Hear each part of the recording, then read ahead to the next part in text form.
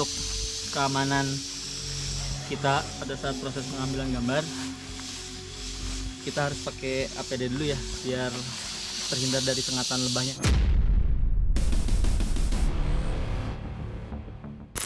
Apa? Sengatan lebah? Ya ampun, ternyata begini toh proses di balik liputan lebah.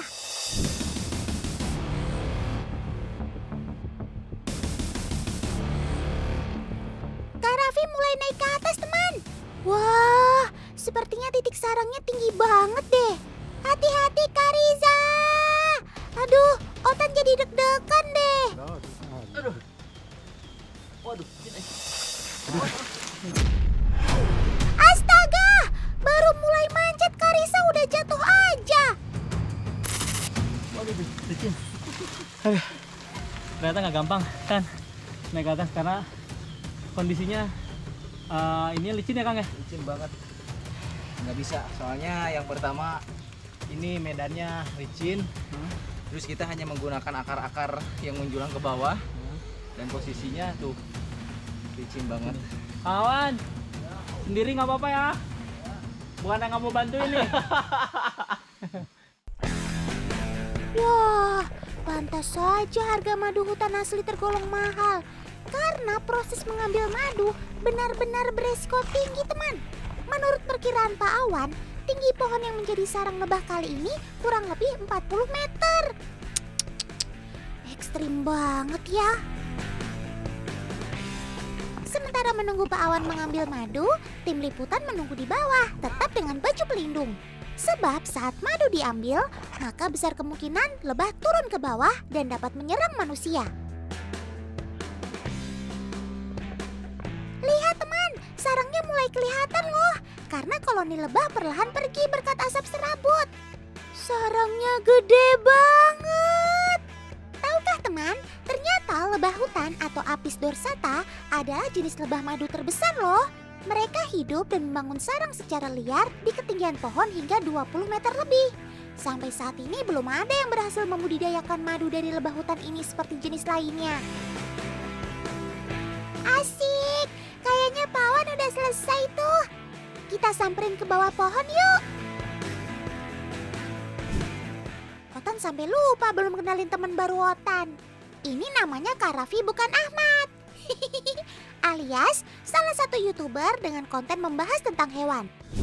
Nah Tan, ini adalah hasil barusan kita ngambil sarang dan lebah madu dari jenis Apis dorsata. Nah ini adalah madunya, serta di sini Pak Awan sengaja bawa sarangnya karena di sini banyak banget larvanya ya Pak Awan ya. Larvanya karena ini bisa dikonsumsi. Jadi intinya dari semua yang dihasilkan oleh lebah madu ini banyak banget manfaatnya. Biasanya waktu paling ideal untuk panen madu hutan saat sarang berusia 4 bulan ke atas. Semakin besar sarang, maka semakin banyak juga madu yang dihasilkan. Dalam satu koloni, Apis dorsata dapat memproduksi madu hingga 50 kg.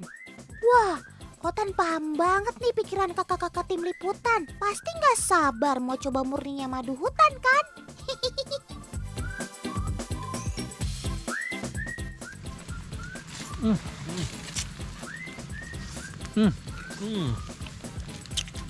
Manis banget ini.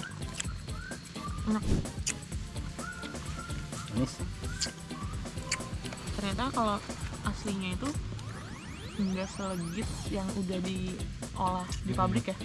Nah dan di sini juga ada rasa seperti bunga-bunga yang ada di alam.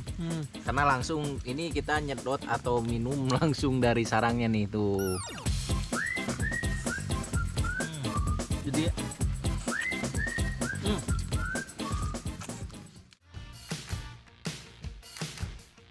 Perhatian, perhatian. Adegan ini dilarang keras untuk ditiru ya.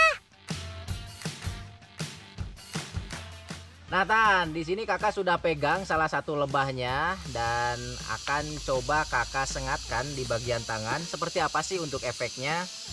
Nah, kita coba sengatkan di sini aja. Oh, sudah nyengat. Nah, lihat sengatannya masih nancap. Tuh, seperti ini. Tuh, dia akan meninggalkan sengatannya di bagian kulit kita yang tersengat. Lebah akan menyengat menggunakan ovipositornya. Dan sengatan Apis dorsata merupakan sengatan paling sakit di antara jenis lebah yang lain. Kenapa Kang rasanya? Jadi beda kalau nancepnya lama itu cukup lumayan sakit. Nah, jarum atau kantung racun yang tertinggal di kulit tubuh ini disebut stilus. Dengan memompa racun ke dalam tubuh, pastinya ada efek yang ditimbulkan dari sengatan lebah hutan. Nah, Tan, ini adalah efeknya. Di sini ada seperti bentol dan ini adalah bekas sengatannya. Dan rasanya ini nyut-nyutan, sakit, serta benar-benar panas banget. Tapi aman, karena tadi kita sudah mengobatinya pakai madu. Terus nanti kalau misalnya ini bengkak lagi, tinggal pakai bawang putih ataupun bawang merah. Wah, udah deh, cukup Kak Raffi aja mewakili rasa sakit di sengat lebah.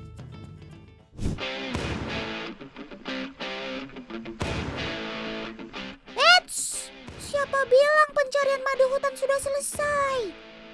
Masih di Kabupaten Garut, tim liputan masih melakukan pencarian sarang lebah odeng atau Apis dorsata di pohon yang lebih rendah. Menyusuri hutan dan naik ke atas bukit, perjalanan kedua ini tidak lebih mudah, teman. Tapi Otan yakin, proses itu gak akan mengkhianati hasil kok.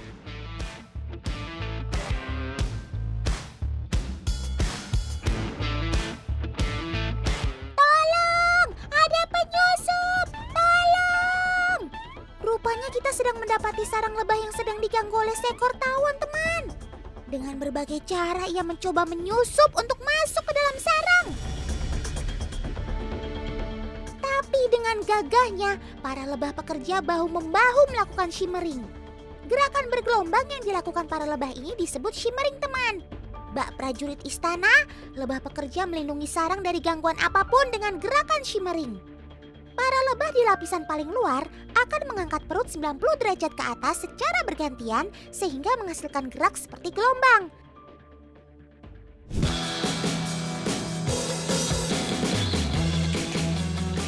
Dengan shimmering, maka para predator akan terkecoh untuk menangkap salah satu anggota lebah. Oh iya, dalam satu koloni lebah terdiri dari 10 hingga 60 ribu ekor. Keseluruhan anggota ini terbagi menjadi beberapa peran, yaitu ratu, jantan, dan lebah pekerja. Wah, salut banget sama kekompakan kalian. Hush, hush, sana, pergi kau pengganggu. Otak jadi penasaran nih, gambar sedekat dan sekeren tadi diambil dari sedekat apa ya?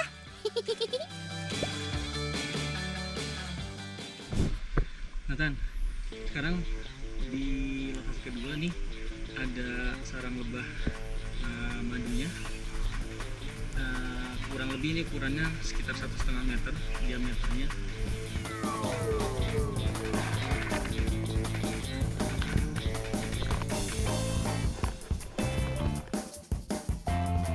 Waladalah, beruntungnya kakak kameramen gak perlu manjat pohon puluhan meter nih. Karena titik sarangnya berada di batang pohon yang cukup rendah. Eits, walaupun gak perlu capek-capek manjat, tapi sama tinggi resikonya. Karena semakin dekat jarak, maka semakin besar kemungkinan lebah bisa menyerang ke arah tim liputan dengan cepat. Duh, hati-hati ya semuanya. Wah, sayang sekali. Ternyata sarang lebah di lokasi kedua tidak sebesar di tempat pertama. Oh iya, teman gak perlu khawatir kenapa manusia harus mengusir lebah dari rumahnya sendiri dan mengambil sarangnya untuk diambil madunya. Biasanya para pemburu madu hutan tidak akan mengambil semua sarang serangga ini. Dengan begitu, para lebah akan kembali membangun sarang di tempat yang sama.